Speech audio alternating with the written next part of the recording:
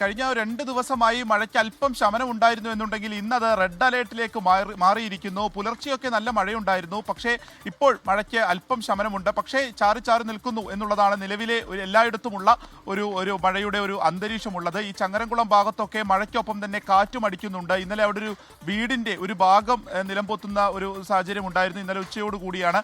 അപ്പോൾ ഈ മഴയ്ക്കൊപ്പം തന്നെ കാറ്റടിക്കുന്നതോടുകൂടി വൈദ്യുതി ബന്ധം പല ഭാഗങ്ങളിലും താറുമാറാകുന്നുണ്ട് എന്നുള്ളതാണ് ഒരു പ്രധാനമായിട്ടുള്ള ഒരു പ്രതിസന്ധി. കാരണം ആ പ്രദേശത്തൊക്കെ കൂടുതൽ മരങ്ങൾ നിൽക്കുന്നുണ്ട്. അതൊക്കെ ഈ വൈദ്യുതി ലൈനിന് മുകളിലൂടെ വീഴുകയും അത്തരത്തിലുള്ള പ്രതിസന്ധി ആ മേഖലകളിലുണ്ട്. മലയോര മേഖലയിലാണെങ്കിൽ ഈ നിലമ്പൂർ മേഖലയാണ് ഏറ്റവും കൂടുതൽ ശ്രദ്ധിക്കേണ്ടതും ജാഗ്രത പുലർത്തേണ്ടതുമായിട്ടുള്ള ഒരു സ്ഥലം എന്നുള്ളത് ജില്ലാ ഭരണകൂടം അറിയിക്കുന്നു. കാരണം അവിടെ കരിമ്പുഴയും ചാലിയാറും ഉൾപ്പെടെയുള്ള നിരവധി പുഴകളുള്ളതാണ്. അതൊക്കെ തന്നെ മറ്റ് ദേശങ്ങളിൽ, അതായത് ഇപ്പോൾ വയനാട്ടിലൊക്കെ മഴ പെയ്യുകയാണെങ്കിൽ പോലും അത് കരകവിയാനുള്ളൊരു സാധ്യത വളരെ കൂടുതലായി നിൽക്കുന്നു. അതിൻ്റെ ഏറ്റവും കൂടുതൽ ഇമ്പാക്റ്റ് ഉണ്ടാവുന്നത് ഈ നിലമ്പൂർ മേഖലയിലാണ്. അതുകൊണ്ട് തന്നെ അവിടെ ഒരു അതീവ ശ്രദ്ധ വേണം എന്നുള്ള ഒരു അറിയിപ്പ് ഇപ്പോൾ ജില്ലാ ഭരണകൂടത്തിന്റെ ഭാഗത്തുനിന്നുണ്ട്. ഒപ്പം തന്നെ ഈ നാടുകാണി ചുരം വഴിയൊക്കെ പോകുമ്പോൾ അവിടെ മണ്ണിടിച്ചിലുണ്ടാകാനൊരു സാധ്യതയുണ്ട് മഴ കനക്കുകയാണെങ്കിൽ. അതുകൊണ്ട് തന്നെ അക്കാര്യങ്ങളിലൊക്കെ തന്നെ ഒരു ആശങ്കയ്ക്കിടയില്ല. എങ്കിൽ പോലും അതിലൊക്കെ ഒരു കരുതൽ വേണം എന്നുള്ളത് ജില്ലാ ഭരണകൂടം പ്രത്യേകമായി തന്നെ അറിയിക്കുന്നുണ്ട്.